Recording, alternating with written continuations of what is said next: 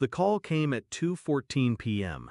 I was halfway through a glass of lukewarm water, standing in the kitchen of my half-empty apartment.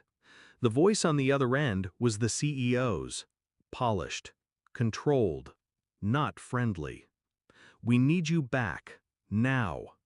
I said nothing. "You're still under contract. You refuse, we sue." Behind his words I could hear the hum of a boardroom speakerphone, muffled coughs, shifting papers, the faint scratch of my name being written down somewhere it shouldn't be. He didn't say why, but I already knew.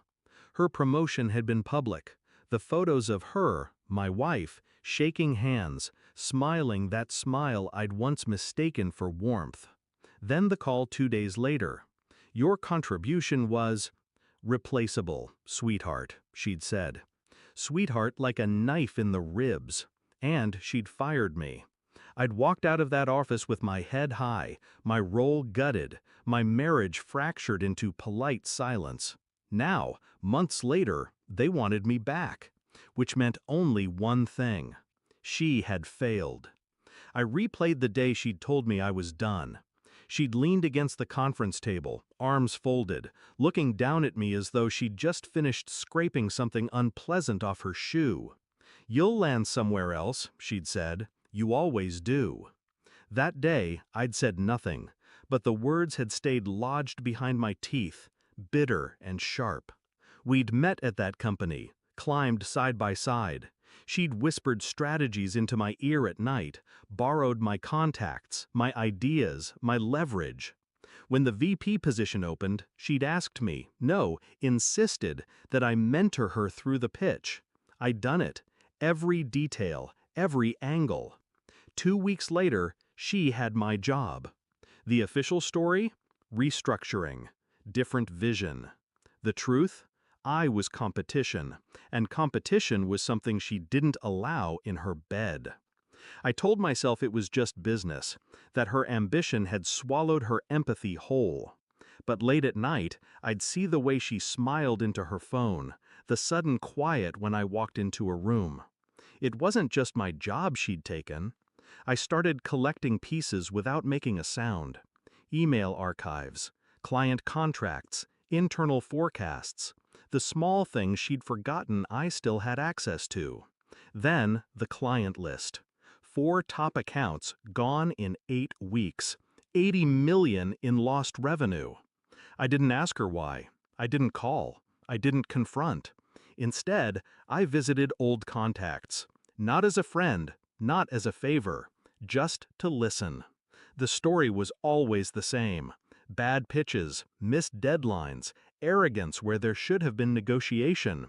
And another thread, small, almost invisible, pulled at me.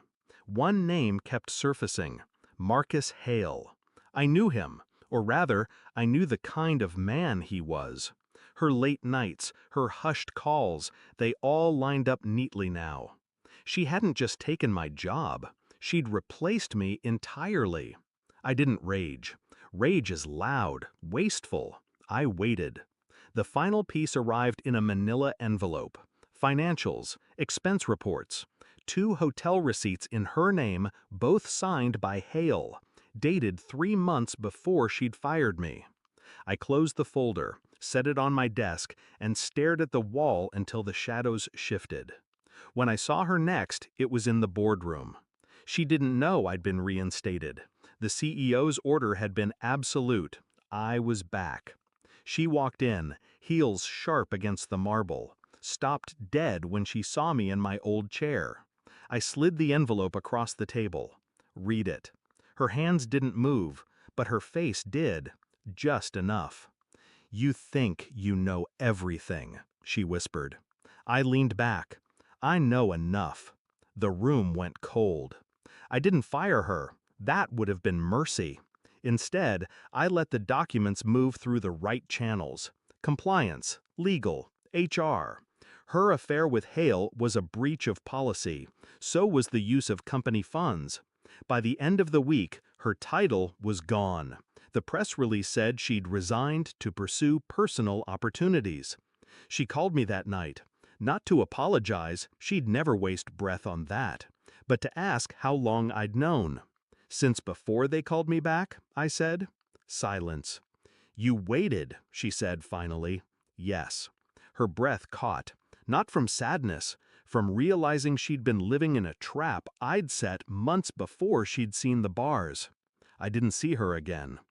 Hale kept his job, but his reputation fractured. Word travels fast when you know which mouths to feed. As for me, I walked back into that office on my own terms, took my projects, my clients, my leverage. I never let them see what it cost me. At night, I'd sit in the dark of my apartment, listening to the quiet. No phone calls, no whispered betrayals in the next room. There's a myth about closure, that it comes with peace.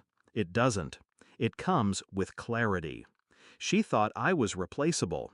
Now she knows the truth. So does everyone else.